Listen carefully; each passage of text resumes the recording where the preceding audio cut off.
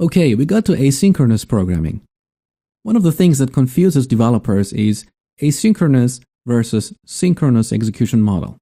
So in this lecture, I'm going to explain the difference between synchronous and asynchronous execution model, and then explain how we can do asynchronous programming with C#. In a synchronous program execution model, program is executed line by line, one at a time. When a function is called, program execution has to wait until the function returns before it continues execution to the next line. Let me show you a demonstration of that. Imagine here we have a piece of code with 4 lines. In the second line, we are making a call to a function that is going to be a blocking operation. It's going to be time consuming. An example of that is when we access a database or a website. So as we run this program, you see that each line is going to be green, and you will notice that in the second line, there is going to be a delay. Let's take a look. So here's a delay. So you notice that we blocked on the second line. Now, in asynchronous program execution, when a function is called, program execution continues to the next line without waiting for that function to complete. So let's do another simulation again. This time, you will notice that the second line executes immediately and the control will go to line 3 and 4. In the second line, we provide a callback to that time-consuming process function. So when the execution of that function is finished, then that callback function will be called. Let's take a look.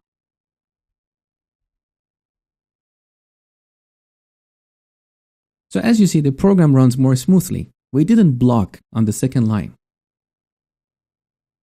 So what's the difference? Asynchronous programming model improves responsiveness of your application. You have already seen that in the real world. Think of Windows Media Player or your web browser. In the case of Windows Media Player, as it's playing a media, let's say a song or a movie, the UI continues to be responsive. You can resize the window, you can move it around, you can see an animation.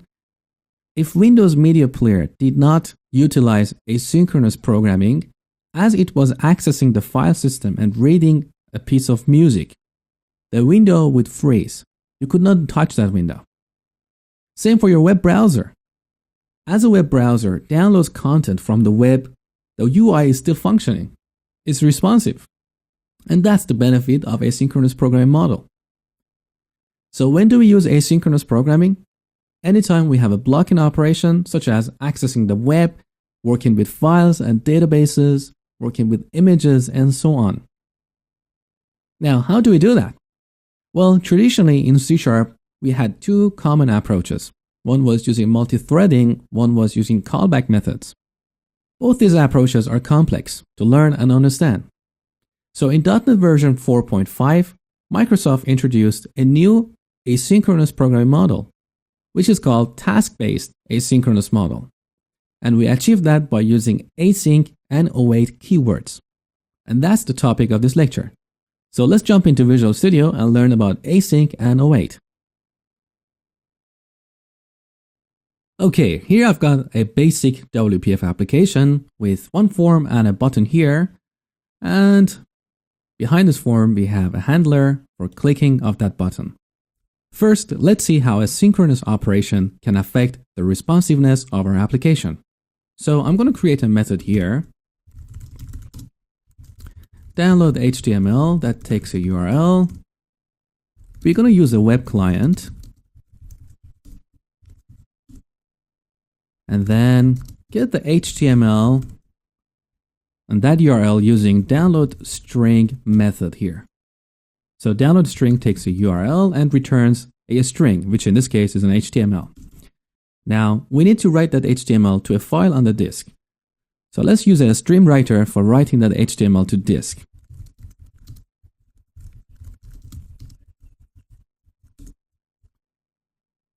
And I'm going to store it in a file here called result.html in my projects folder. It doesn't really matter. And here we use streamwriter.write to write that HTML to this file. Pretty simple, right? Now, in the button click, I'm going to call this method and pass an address like msdn.microsoft.com. Let's run this application.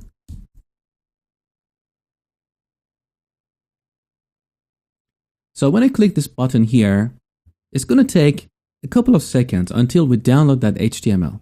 And during that time, this window is going to be unresponsive, which means if I try to drag and drop it, it's not going to happen. Or we cannot even resize or minimize this window. Let's see what happens. So click, look, it's not moving. Now it moved because the HTML was downloaded. Let's try again. Click. I cannot move this. Oh, there was a tiny delay here. So it depends on the operation. The longer the operation, the more unresponsive the UI is going to be. Now let's see how we can improve this by using an asynchronous operation. So I'm going to write an asynchronous version of this download HTML method. So let me scroll down a little bit so you can see easier. We start with public. All asynchronous methods should be decorated with the async keyword. So we put async here. Now for the return type, we need to return a task object. What is a task? A task is an object that encapsulates the state of an asynchronous operation. It comes in two forms. One is the non-generic form, which is this one here, and one is generic form. So if your method returns, let's say, a string, you need to use the generic version of the task. So that would be task of string. If your method is void, you need to use the non-generic version of task, which is just this one here. So we return task here. Now we name our method download HTML. And by convention, we need to add the async suffix. You don't have to, but this is the recommended practice from Microsoft. And then we're going to use the same parameter here. Now let's copy paste this code inside our new method.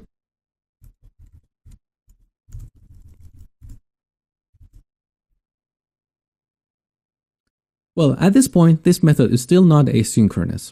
All we have done is we changed the declaration of the method. But we are essentially calling a synchronous blocking operation here and here. So we need to change these two blocking operations to asynchronous ones. Now, since .NET 4.5, pretty much most methods that are blocking operations have an asynchronous or non-blocking version. And they all end with the async suffix. So let's have a look here. So in the web client class, we have download string, which is the synchronous version, and we have task async and async. This async method here is a legacy one, and it's got nothing to do with the new asynchronous programming model in .NET 4.5. So this is the one we're going to use. And as you see, it returns a task of string because the original method returned a string. Now the asynchronous version returns a task of string. So we're going to use this method here. And typically when we call an asynchronous method that returns a task, we need to put an await operator here. What does it mean? In the first glance, it may give you the impression that the program execution has to wait for this method to complete, but that's not the case at all. This is just a marker for the compiler. So when the compiler sees that, it knows that this operation is going to be costly and it may take a bit of time. In that case, instead of blocking this thread, it's going to return the control immediately to the caller of this method here. So the thread here is not going to be blocked and the control immediately returns here. And here we exit this button underline click method, which means the UI immediately becomes responsive. Now at some point, this method download string task async is going to be completed. And the runtime is going to be aware of that because we mark this with await. So when this method is completed, runtime comes back here and executes the rest of this method. So the interesting thing here is if you compare these two methods, they look pretty much the same, except that in this method, we have an await here whereas we don't have that here in the original synchronous version. But at runtime, how this code is executed looks different. It's like you have two different methods. One is one that includes only these two lines, and there is another method that is a callback once download string task async is completed. In that case, that method will be executed. We as programmers do not have to partition our code in terms of functions and their callbacks. And we are giving this hard task to the compiler by using the async and await keywords. Now, interestingly, this stream writer has a write method here, which is again a blocking operation. So we can improve the responsiveness of our application even further by using the asynchronous version of write method.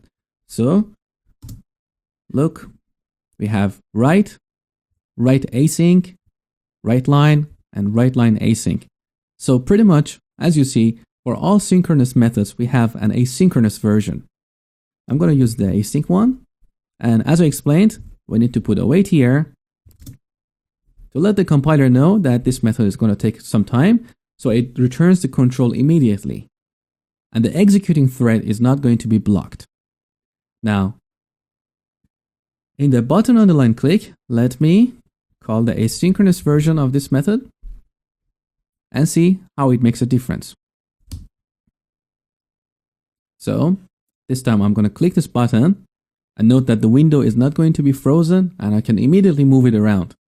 So click, see, it's very responsive. One more time, it's responsive. Let's close this, get back to our original synchronous method. I click this button, it's not moving. It just moved now because the synchronous operation completed. So the use case for asynchronous programming is if you are building WPF applications or applications for the Windows runtime, wherever you have blocking operations like accessing files, accessing database, calling web services, or accessing web as you see here, accessing the calendar address book on a Windows mobile, all of these are blocking operations, and you can improve the responsiveness of your application by using async and await. What about web applications, like ASP.NET MVC applications? Well, in those applications, the UI is not in the same process. It's on the client's machine, in the browser. So does the new async programming model improve web applications? Yes. How? Well, typically, in a web application, when a request comes to the server, a thread is allocated to handle that request. Now, during execution of that request, if there is a blocking operation, that thread is going to be busy.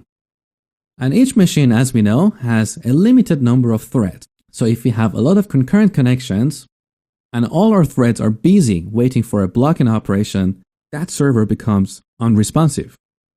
And the only way is to add more servers, which is scaling out.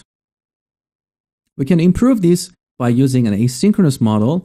So when a thread has to execute a blocking operation, the control immediately returns to the thread, and that thread can be used to handle another request. When that blocking operation completes execution, again, the same thread or another thread will come back here and pick up the rest of the program and continue execution.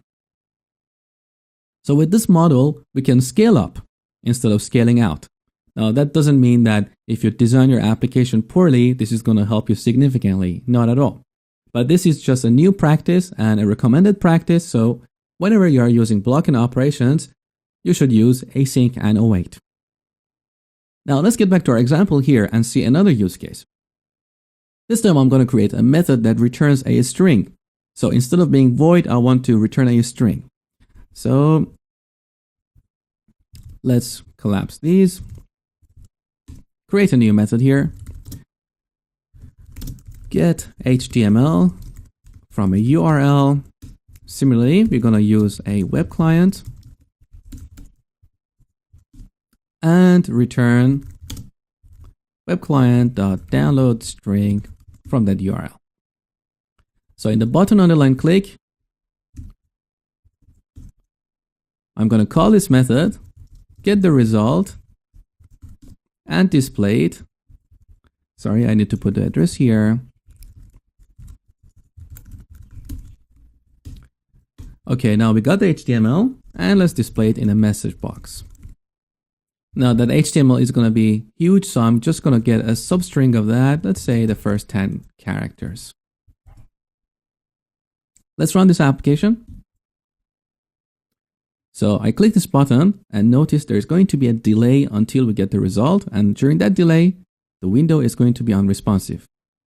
So can't move. Now we got the message box. So here's the beginning of the HTML. I click that and now UI is responsive. Let's make this asynchronous and improve the responsiveness of our application. So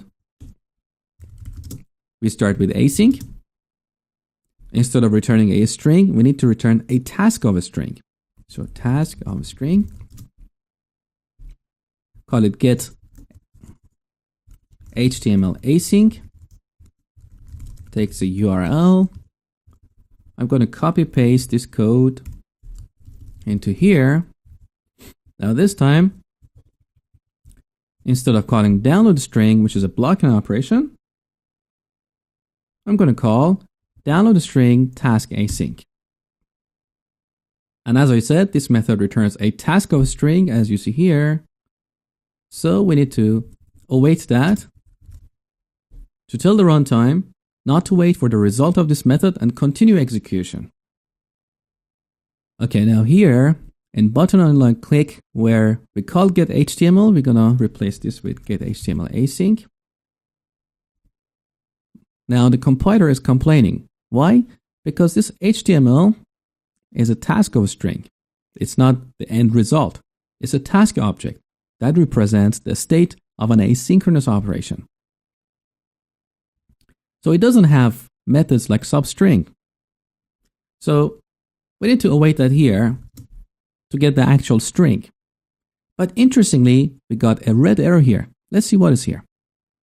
It says the await operator can only be used in a method or lambda marked with the async modifier. What does it mean? Here we are awaiting for an asynchronous operation, but this method is not marked with async. So we need to change that to async, and now the error is gone. So the lesson is you can only use the await keyword or the await operator in an async method. Let's run the application. Click the button, window is responsive. Now we got a message.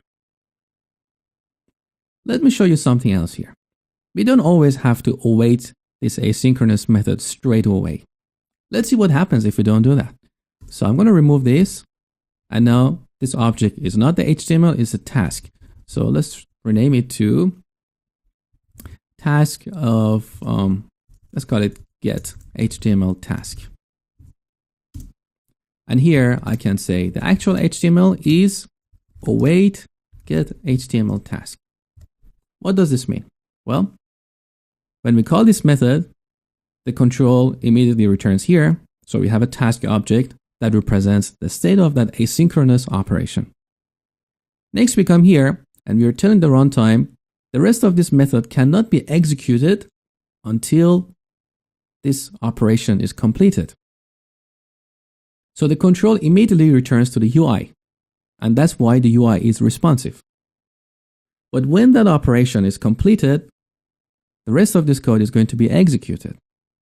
At this point, we get the HTML and we display the message here.